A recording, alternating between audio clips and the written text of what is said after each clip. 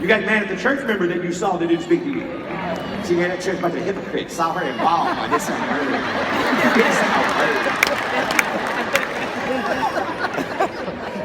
So the stranger didn't say a word either. Had a woman attack me at a buffet in front of my son. We were at a buffet just trying to get our grub on. Lady walked up to me. She said, I've been waiting to see you. She said, you saw me a while back walking out of the store. You didn't say a word. I was like, man, I've never met you in my life. She went off on me right in front of my son. Went off me like, how can you go there, preach a pastor at a big old church? You don't even speak to people. Like, man, I promise I didn't see you. I would have spoke. And then this other lady sitting at the table ran up to the buffet. She said, who do you think you are talking to this pastor like this? Don't you see his son right here? How you gonna come here? That man don't know you. And I'm like, thank you. Put my plate right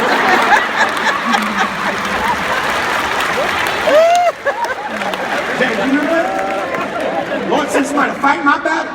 I'm not gonna fight that sister. Yeah. I let a sister fight a sister.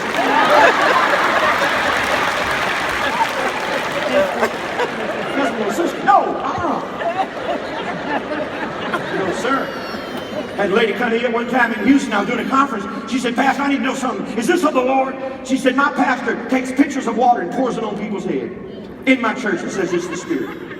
She said, is it the Lord? I said, not in my church. It was a white church. You see what I'm saying? I said, ain't no way no preacher ever gonna pour no water on no sister's head.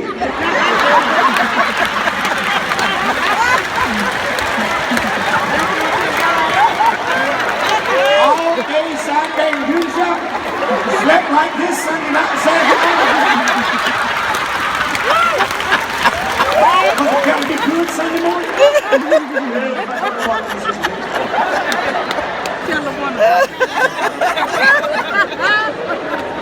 Oh, how you couldn't talk about like that right there? Because I'm free. I'm not racist. I'm not prejudice. I love all people, so I'm free.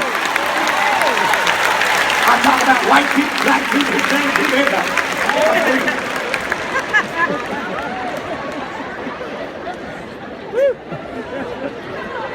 Amen.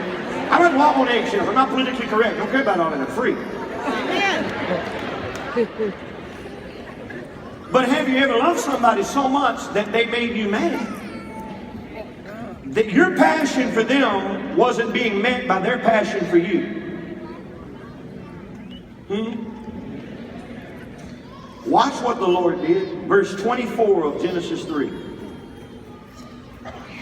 Anybody there?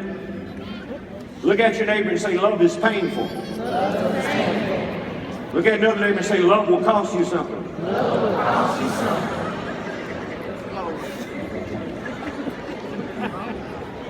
We're about to see something. You may have never heard nothing like what you're about to hear right now. I'm telling you. Watch this. Verse 24, Genesis 3. So he drove out the man. Read that out loud. So he drove out the man. Drove him out from where? And he placed at the east of the Garden of Eden cherubims and a flaming sword which turned every way to keep the way of the tree of life. He drove the man out and then locked the door with an angel with a fiery sword. You ever had to change your locks? Because you just put somebody out and you don't want coming back? God put man out and then changed the lock. This is the same God that back up in verse 8. I wish I had a phone. Adam, where are you? Adam. And I showed up to meet with you like we've been doing since I created you. Adam, where are you?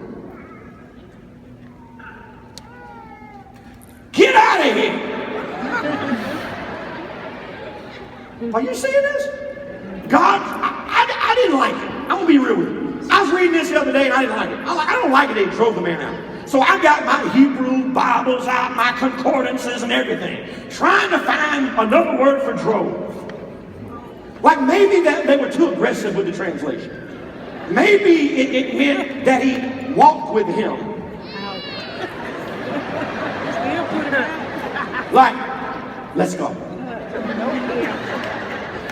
But I couldn't, matter of fact, the deeper I dug, the stronger the word got. That he literally cut him out. He cut him out. He put him out. I was like, man, this is the same God that said, where are you? Is now saying, you got to get out of here. See, there is a dilemma in the plan of God, because His mercy says, I want to love you. His mercy says, I want to forgive you. His mercy says, I want to save you. His mercy says, I want to walk with you. But His righteousness says, you have sinned, and I have already made a penalty to sin. And the penalty to sin is death. And I must judge what's not righteous and what's not holy. So God is in a dilemma. He loves him, but he's got to do what's right. He loves him, but he's been hurt by man choosing evil over himself. And he already said that would have to be judged. God is met in a fix. He's in a dilemma.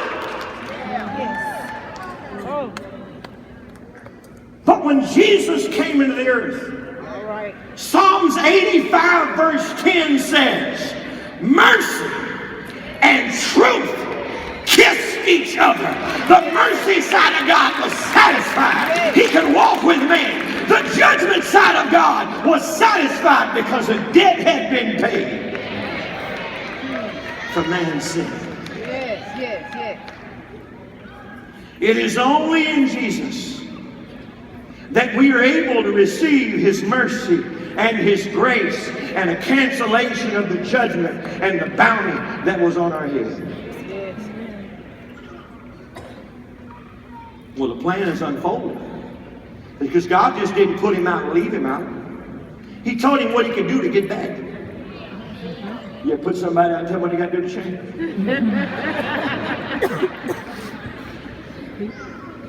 We're having some relational words up in here. I don't know who is needing this or what. Let me ask you this question. Now, this is going to set us up where we're going next. Come over to Genesis 22.